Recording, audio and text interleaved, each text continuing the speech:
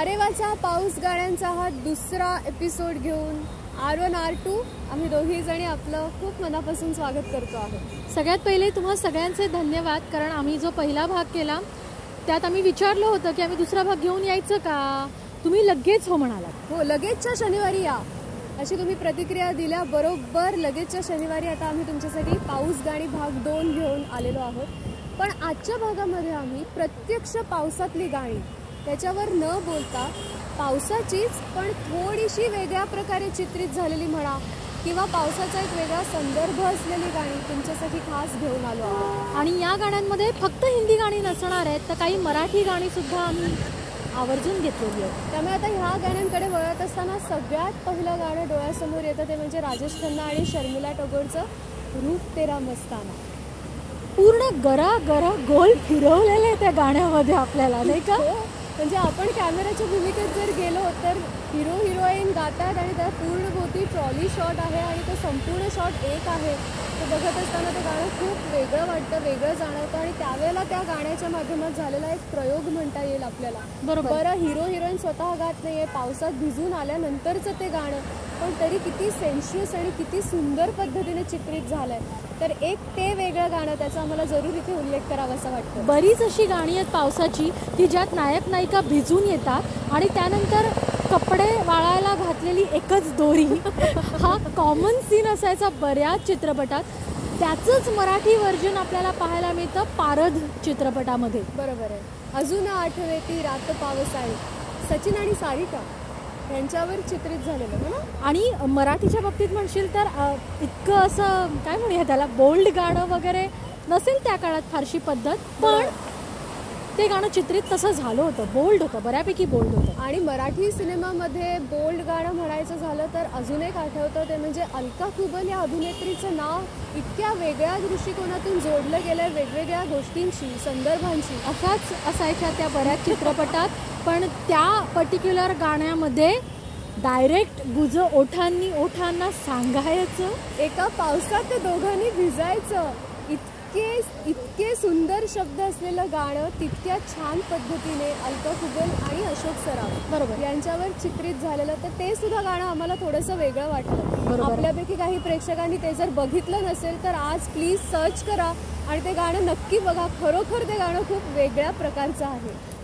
Normally आपल्याला मराठी गाणी म्हटलीत ना पावसाची की त्याच्यात ते निशाणा लगेच आपलं, मला तर ते ना गोल गोल गोल गोल चक्रत धावायला समोर लागतात. त्या डफली बिफली सगळे जे प्रॉप्स ज्याच्यामध्ये वापरलेले आहेत, तर ते गाणं सुद्धा तितकंच पावसातलं रोमॅन्टिक. पण मी या कार्यक्रमासाठी म्हणून थोडंसं संशोधन केलं. माय गॉड, रश्मीने संशोधन केलं म्हणजे काय खरं नाही. पण गाणी जी सुपरहिट आहेत, नभ उतरू आलं, चिंब पावसानं रानं झालं आबादानी, ही गाणी जर तुम्ही बघितली तर त्यात काही असा बदाबदा पाऊस वगैरे कोसळत नाहीये. हां, नायक नायिकेतला रोमांस आहे पण पाऊस नाहीये. इनफॅक्ट जे गाणं आपल्याला पाऊस असं सॉलिड जोरात कोसळायला लागल्यानंतर आठवतं, घन घन माला, तर ते गाणं म्हणजे त्या क्लासमध्ये मास्टर शिकवताय आणि वरून मोरी गळते आणि त्याचं पाणी पडायला लागतं आणि मग घन घन मला नवीन अशा प्रकारचं चित्रीकरण त्याचं आहे. आणि बाकीचे सगळे नायक पावसाच्या गाण्यात चिंब भिजून रोमॅन्टिक होत असताना आमचे आपले रमेश देव त्या गाण्यामध्ये कब्बशी विसळत आहेत. हो, खूप वेगळ्या अर्थाने ही गाणी पावसाची असून सुद्धा लक्षात राहिली. त्याच्यानंतर थोडंसं गुलजारांच्या गाण्याबद्दल जर आपण बोललो तर त्यांच्या गाण्यांमध्ये पाऊस असाच येऊन जात असतो, आठवणींशी जोडलेला. एक अकेली छत्री में जब आधे आधे भीग रहे थे, आधे सूखे आधे गीले, सूखा में साथ ले आई हूँ, गीला मन शायद बिस्तर के पास पड़ा है, हाँ वो भी जिवा दो, मेरा वो सामान लौटा दो, किंवा छोटी सी कहानी से बारिशों की पानी से सारी वादी भर के, यासारखी जी वेगळी पावसाची गाणी आहेत ती सुद्धा पावसाळ्याचा हा सगळा माहोल धुंद करून टाकणारी आहे. मला असं वाटतं ना की पावसावरती लिहायला जेव्हा कवी मंडळी किंवा गीतकार मंडळी बसत असतील तर असे काही शब्द, जसं की जेवण बनवताना आपण सामग्री गोळा करतो तसं काही शब्द गोळा करत असतील. चिंब, रान, ढग, मेघ, घन घन. पण त्या पलीकडे जाऊन काही लोकांनी जी गाणी, काही मंडळींनी जी गाणी लिहिलेली आहेत ती कमाल आहे. तर आज आपण असा होमवर्क देऊया आपल्या सगळ्या प्रेक्षकांना की अशी वेगळी गाणी जी पावसाची आहेत ती आमच्या कमेंट बॉक्समध्ये, मग यूट्यूबच्या असेल किंवा फेसबुकच्या असेल, तिथे कमेंट बॉक्समध्ये तुम्ही ती सांगा आम्हाला. बरोबर. आम्ही ती नक्की पुढच्या एपिसोडमध्ये सांगू की कोणी कोणी त्याचा उल्लेख केला आहे. प्रसन्न चक्रवर्ती, तू पाठवलेली गाणी आम्हाला आवडलीत, आम्ही ती वाचलीत, मजा वाटली यार. मजा वाटली. तर अशाच आम्हाला प्रतिक्रिया तुमच्या कळू द्या की अशी वेगळ्या प्रकारची पावसाची गाणी कोणती आहेत.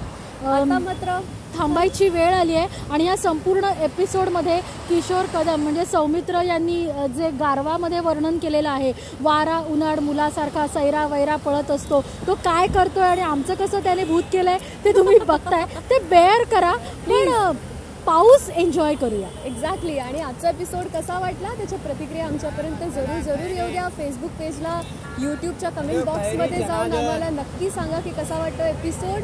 आणि हॅशटॅग आपले RAWR1R2RA वा आणि ह्याचा पर्टिक्युलरली हॅशटॅग पाऊस गाणी 2 किंवा मॉन्सून सॉंग्स 2 हा सुद्धा आपला हॅशटॅग असणार आहे. त्याच्यामुळे जाता जाता पुन्हा एकदा अरे वाचं नेहमीचं वाक्य, बाय बाय आणि अरे वा.